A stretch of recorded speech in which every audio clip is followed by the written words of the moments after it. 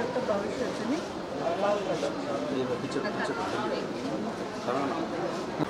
ఒకరికి 2 ఓట్లు ఉంటాయి, ఎమ్మెల్యేగా ఎంచుకుంటారు. 2 ఓట్లు తెలుగుదేశం సైకిల్ చెప్పండి.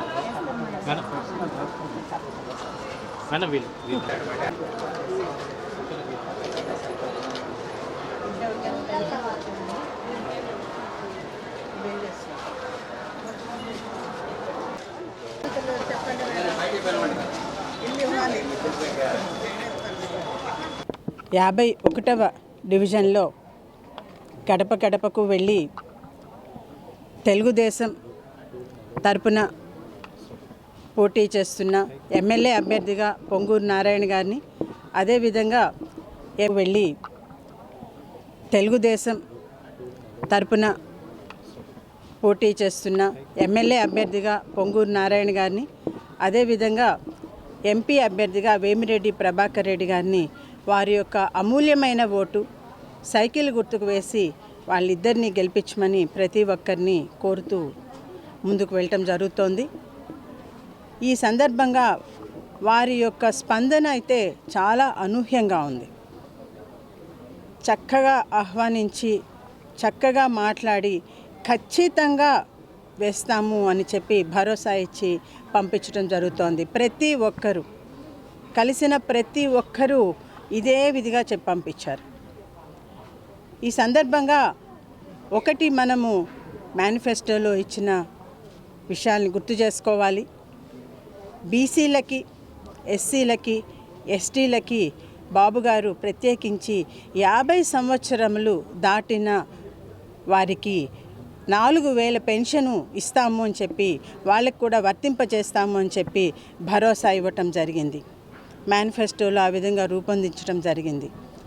అంతేకాకుండా బీసీల యొక్క సంక్షేమానికి సప్లాన్కి మొత్తము 1,50,000 కోట్లు వాటికి నిధులు వాటికి సమకూర్చి వాటిని వారి యొక్క అభివృద్ధికి వారికి చేకూరుస్తామని చెప్పడం జరిగింది.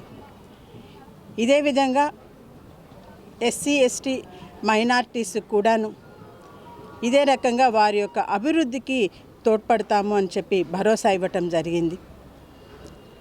ప్రత్యేకించి క్రిస్టియన్స్కి వారి యొక్క శ్మశాన వాటికలకి స్థలాలని కేటాయిస్తాము అని చెప్పి చెప్పటం జరిగింది. ఇంతేకాకుండా జెరూసలం యాత్రకి వారికి సాయం చేస్తాము అన్న భరోసా కూడా ఇవ్వటం జరిగింది. ప్రతి ఒక్క సంక్షేమ పథకాలు ప్రతి ఒక్కళ్ళకి, అది బీసీలకు అయిండొచ్చు, ఎస్టీలకు అయిండొచ్చు, ఎస్సీలకు అయిండొచ్చు, కార్మికులకు కానివ్వండి, లేకపోతే చేనేత కార్మికులకు కానివ్వండి, ఇంకొక నిర్మాణ రంగ కార్మికులకు కానివ్వండి, ప్రతి ఒక్కరికి ఎవరికి ఏది అవసరం, ఎవరికి ఏది కావాలి, వారికి ఏది ఉంటే వారి యొక్క జీవన ప్రమాణము ఇంకా కొంత మెరుగ్గా ఉంటుంది అన్న ఆలోచన చేసి ప్రతి ఒక్కరికి అనువుగా మేనిఫెస్టోను రూపొందించడం జరిగింది. అది ప్రజలకు కూడా ప్రతి ఒక్కరికి అర్థమైంది. మా కోసం చంద్రబాబు నాయుడు గారు ఇవన్నీ చేస్తున్నారు. వీటికన్నిటికన్నా మించి యువతకి ఉద్యోగ అవకాశాలు, మొదటి సంతకం మెగా డిఎస్సి పైనే అని చెప్పటం అది వాళ్ళకి వారి యొక్క పిల్లల యొక్క భవిష్యత్తుకి చాలా భరోసా ఇచ్చినట్టు అయింది. దానితో అది ఒకటి, ప్లస్ విజన్ ఉన్న నాయకుడు, మన రాష్ట్రానికి కంపెనీస్ తీసుకొని రాగల సత్తా ఉన్న నాయకుడు, తర్వాత అదే రకంగా ఫ్యాక్టరీస్ పెట్టుబడులు వస్తాయి, తద్వారా మా పిల్లల యొక్క భవిష్యత్తు బాగుంటుంది అని చెప్పి భరోసా వారందరిలో ప్రతి ఒక్కళ్ళలో తెలుస్తుంది.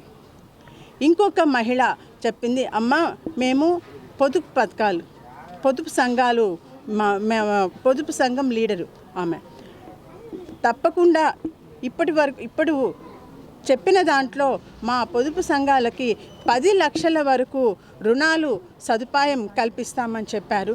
కాబట్టి మా పొదుపు సంఘాలన్నీ ఖచ్చితంగా తెలుగుదేశ ప్రభుత్వంనే, మన చంద్రన్ననే మేము గెలిపించుకుంటాము అని చెప్పి ఖచ్చితంగా చెప్పడం జరిగింది ఆ పొదుపు లీడర్. ఇంతేకాకుండా ఆమె అడిగిన ఇంకొక విషయం ఏంటంటే, మాకు ఇల్లు అలాట్ అయిందమ్మా, టిట్కో హౌస్ అలాట్ అయింది, కానీ 5 సంవత్సరాల నుంచి రాలేదు. దయ ఉంచి వచ్చిన వెంటనే మాకైతే ఆ ఇల్లు ఇప్పించండి. నేను చెప్పాను, సారు ఇచ్చిన వాగ్దానాల్లో మొదటి వాగ్దానం అదే. ఏదైతే ఇళ్ళు పూర్తయి ఉన్నాయో, వాళ్ళకి ఎవరికైతే అలాట్ అయి ఉన్నాయో, మన ప్రభుత్వం రేపు వచ్చిన తర్వాత మొదట చేసేది ఆ ఇల్లు అన్నీ వాళ్ళకి హ్యాండ్ ఓవర్ చేయటమేను. కాబట్టి మీరు అస్సలు దాని గురించి ఆలోచించాల్సిన అవసరమే లేదని చెప్పి వాళ్ళకి భరోసా ఇవ్వటం జరిగింది. కాబట్టి ప్రతి ఒక్కళ్ళు ఆల్రెడీ డిసైడ్ అయిపోయి ఉన్నారు. ఖచ్చితంగా మేము తెలుగుదేశానికే ఓటేసుకుంటాము, సైకిల్ గుర్తుకే ఓటేస్తాము, తద్వారా ఎమ్మెల్యేగా పొంగూరు నారాయణ గారినే మేము బలపరుస్తాము, నారాయణ గారినే గెలిపించుకుంటాము, వేమిరెడ్డి ప్రభాకర్ రెడ్డి గారినే గెలిపించుకుంటాము. తద్వారా రాష్ట్ర నిధుల నుంచి నారాయణ గారు పెట్టుబడులు తీసుకొని వచ్చి నెల్లూరుని అభివృద్ధి చేస్తారు.